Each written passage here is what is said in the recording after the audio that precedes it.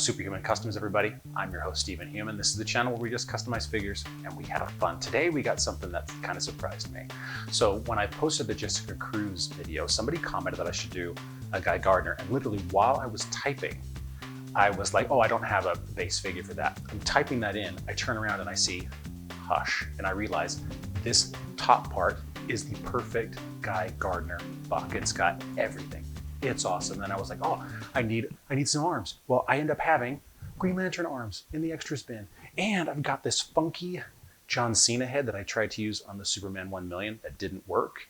And I think that having a funky John Cena head for a Guy Gardner would be hilarious. I'm going to use this hair piece from, that was one of the 7 Deadly Sins characters. It's got kind of the bowl cut look. This is going to be a ton of fun. So let's dive in and make ourselves a Guy Gardner. All right, so I've had the head soaking in hot water for a few minutes. As you can see, I put the arms on just to see. Let's go and peel off the hair here. The reason I'm starting with this is because this is the one I'm the most excited about. I want to see what he looks like with the hair on.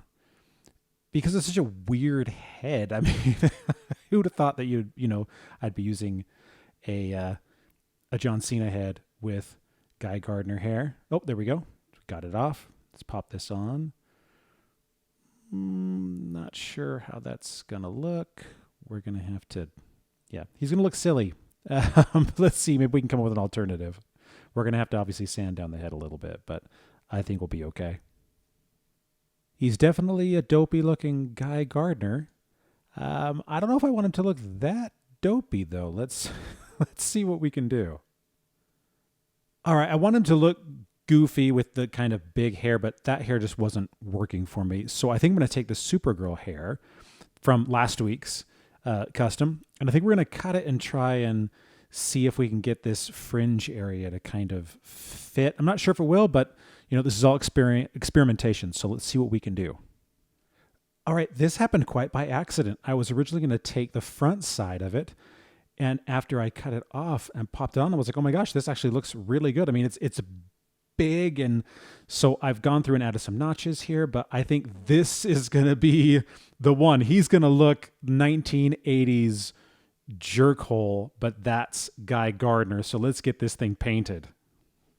Before we do the orange, I'm going to do a brown because I want to have the darker coat and then the lighter coat of yellow, and that'll give it a little bit more of a realistic sheen. So that's what we're going to do. While the hair is drying there, let's take the opportunity to do the next major thing, and that is to cut off the bottom of the trench coat. Now I'm going to give it plenty of room down here so that it doesn't, I'm not sure how it's going to look, and I don't want to cut off too much, so I want to leave plenty so that if I need to cut off more, I can. So let's just cut around the outside, nice and simple, and there we go. That's probably about right. That's what we're going to want. I mean, we're going to put a belt on it using milliput. So if I've got a little bit of space, I think we're going to be in good shape. All right, next thing we're going to do is add his little belt here out of milliput. And I'm just going to mold it in place and wrap it around. And then we're going to flatten it. And we're going to use the technique that I've used in the past where I'm going to tap it and get it so that it's smooth. And that's going to help to make it so that it's not quite so round, because it generally, his belt is more of a rectangle as opposed to, a sphere. So I'm just going to shape it, smooth it out, and get it so that it's shaped the way that we want. Now, last on the belt, I'm going to use some of these little molding tools to get it so that it's straight. And what I'm going to do is something that one of you guys actually told me about, was putting some water on the milliput to help smooth it out. And I've been wanting to give it a try, and this is actually, this is the first time I've had the opportunity. I just posted the video where they mentioned that. And so it was the Judge Dredd action figure. I just posted that the week that I'm doing this. So this is my first opportunity to be able to try that, and I'm very excited to see how smooth it makes it. I love when I get extra techniques. So thank you guys when you give me tips. I really appreciate it. And now using an X-Acto knife, I'm just putting in the lines for the belt. so that once this Milliput dries, we'll be in good shape.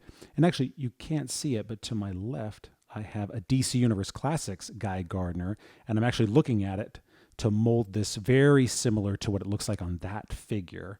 So I'm going to add the little dots, the little buttons and things, just to give it some detail. And you know, I can try and get it so that it's perfect. We'll see how it goes. And now let's get the orange on the hair and see if we can make this guy look like a ginger. This is what we're talking about. Classic bowl cut Guy Gardner. Just glued on the hair. He looks great. And yeah, he looks like Guy Gardner should, like a doofus. And now let's just paint these arms black. This is super fast, super easy. Just go over it and you should be done in like 2 seconds. While I have the black out, I'm going to get rid of this little green ring that's hanging around his neck. I don't even remember Hush having that, but he's got a green ring around his neck. Guy Gardner doesn't. Just paint it out, get rid of it, you're good. You could, of course, sand it out if you wanted, but I'm not going to worry about it. You're not going to be able to see it. And now we get to go into the green as the base coat here. I'm just going to use the same green that I've used on the other Green Lanterns, on Jessica Cruz and Simon Baz. I want all these guys to look the same. So we're going to use this darker coat as the base, and then we're going to go over it with the metallic. And you can use different shades of green if you want, but this is the one that I like to use because I have it. And if you then use the metallic over the top, it's going to look really, really good. But you can choose what it is that you want to do. Now, obviously, this is a fabric, but I want him to match. So you could do it just matte and have it look like fabric, but he's a Green Lantern. For me, he's going to be metallic no matter what. So that's why I'm going to do it this way. And now that we're all dry with this guy, we're going to put on the metallic. And you guys have seen this before. You know, I've done this with a lot of figures, from Azrael Batman to the other Green Lanterns.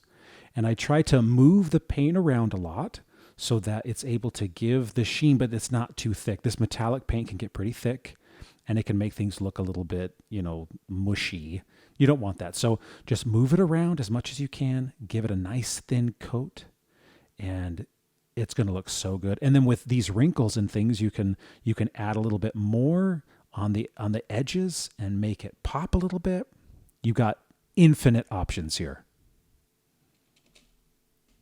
It's been a couple of hours. It's all dry. Now we're going to put on this green shade. And just like it did with the other Green Lanterns, this is the moment where it just becomes bright and vibrant, and it stands out on the shelf so beautifully. It makes the colors pop. It makes that metallic pop because it keeps the metallic, but then you've got this really bright green. Oh my gosh. I absolutely love it. I'm going to start doing this with all of my metallics. I'm going to get a shade of whatever color I'm doing because it just really makes this just amazing. And this is called Scorpion Green. You can just get it at any hobby shop. It's easy to find. It's not that expensive, but it will elevate everything you're doing. While the green is drying, let's go ahead and go through with the white. Now he has white gloves just like Hal Jordan does. So we're just going to go through and color the hands. And we'll do the belt. Whenever you have the paint out, just use it wherever it's needed. We'll get all the white right now. Now here comes the tricky part, because we're going to need to put a circle here for his symbol. What I'm going to do is I'm going to take this Sharpie top. I'm going to see if I can do it anyway and see if I can get my hand positioned right for you to see it. And I'm just going to go around with the white right, nice and tight. And that's going to become the base for his symbol. I'm just going to put a little bit of paint all around, and hopefully that will be sufficient. It'll get us the circle. It's hard to get these things perfect, so you're going to have to just accept that sometimes it's not going to work out, but experiment with this, and that's all I'm doing, is experimenting. All right, you can see that the symbol is not perfect because obviously it was hand done, and that's just how it goes. But what I'm going to do is I'm going to take a little bit of fabric paint like I did with Simon Baz and Jessica Cruz, and I'm just going to go around the edge like this, and I'm going to give it just a nice thin coat. What that will do is it will give it a bit of a layer, a three-dimensional layer, and it will help because it will die down, the imperfect edges and give it a barrier, a three-dimensional barrier that will just make it look better. In theory, it might look like crap, but hey, that's why we experiment. So now the time has come to get his head on. I've got the resin in there, and I'm going to use my spray. This is really good glue. And let's just spray it. It works really well. This head is not going to come off after this. It's basically an alcohol, and it smells like it smells like gasoline right now. But it doesn't leave any resin or anything behind, any residue. It just works really nicely. Guy Gardner is finished. Check that out. And here we are, Guy Gardner, the last of the real core Green Lanterns that we can do. He turned out really nice. Ever since I learned about doing the green and then the metallic and then the shade over the top, these characters have just turned out so beautifully. The greens pop so much. They're vibrant. And then doing a little bit of the glow in the dark around the symbol and on the symbol just adds a little bit of dimensionality to it and makes them just look that much cooler. Plus, with the lights that I have here, when I turn them on blue, it's basically a black light. So at night, sometimes I'll come in and I'll turn them on, and all that glow just looks amazing. So for this particular display, it's also really nice. So think about that stuff. If you have a display and you want things to look in a certain way, then go ahead and do it. Just do some fun things. I've been taking, since I've got this, I've been taking some of the characters who have a little bit of red on them, and I've been putting a little bit of neon on that red, so that when these lights are on, even just these normal ones, it lights up a little bit more, because these LEDs are always a little bit, kind of have a little shade of a black light to them. So do that. If it works in your display, have fun, customize, make some cool figures. I'm Stephen Human. Check out stephenhuman.com for all of my novels. Also check out quimbleys.com. It's my new venture with a startup, and if you guys like games like Cthulhu Wars and anything with Peterson Games, check it out, quimbleys.com, and I will see you guys next week.